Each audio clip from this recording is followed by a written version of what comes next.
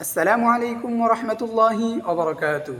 প্রিয় দর্শক, আমাদের মধ্যে অনেকেই এমন আছেন যারা নাকি সহি শুদ্ধভাবে কোরআন শরীফ পড়তে চান, শিখতে চান। তার জন্য আমাদের প্রথমে যে কাজটি করতে হবে সেটি হলো আরবি যে হরফগুলো আছে সেই হরফগুলো আমাকে সহি শুদ্ধভাবে উচ্চারণ করে শিখতে হবে। তাই আজকে আমি আপনাদেরকে শেখাবো সহি শুদ্ধভাবে আরবি হরফগুলোর উচ্চারণ। আলিফ উপরের দাঁতের আগা নিচের ঠোঁটের পেটের সাথে লাগবে, এক ঠোঁট আরেক ঠোঁটের সাথে লাগবে না। আলিফ।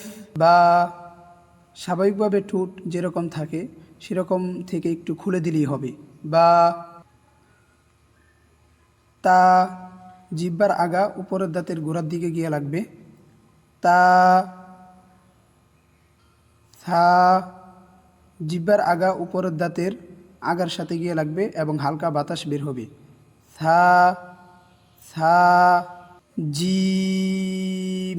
এই হরফটি 4 আলিফ টান দিয়ে পড়তে হবে এবং জিহ্বার মধ্যভাগ উপরে গিয়ে লাগবে এবং শক্ত আওয়াজ হবে।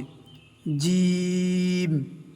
হা কণ্ঠনালীর মাঝখান থেকে গরম শ্বাস বের হবে এবং বাংলা আকার উচ্চারণ হবে। হা খ। এই হরফটি উচ্চারণ করার সময় আকার প্রকাশ পাবে না, আর মোটা হরফের ক্ষেত্রে আকার প্রকাশ পায় না।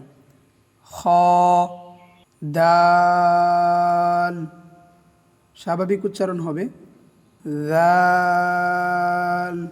এই হরফটি 4 আলিফ টান হবে এবং জিহ্বার আগা উপরের দাঁতের আগায় গিয়ে লাগবে, হালকা উচ্চারণ হবে দাল। র জিহ্বার আগার পিঠ উপরের তালুতে গিয়ে লাগবে, এই হরফটি উচ্চারণ করার সময় টান হবে না।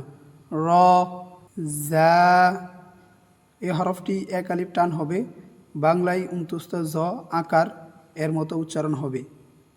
জা জা। সিন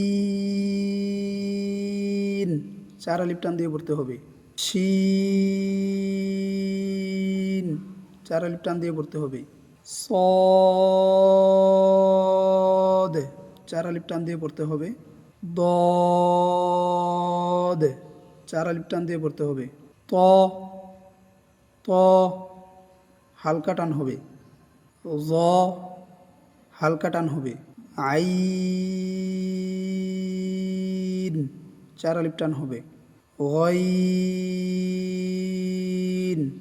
4 আলিফ টান হবে। ফা 1 আলিফ টান হবে। কফ 4 আলিফ টান হবে। কাফ 4 আলিফ টান হবে। লাম 4 আলিফ টান হবে। মিম 4 আলিফ টান হবে। নুন 4 আলিফ টান হবে। ওয়াও 3 আলিফ টান হবে। হা হা 1 আলিফ টান হবে।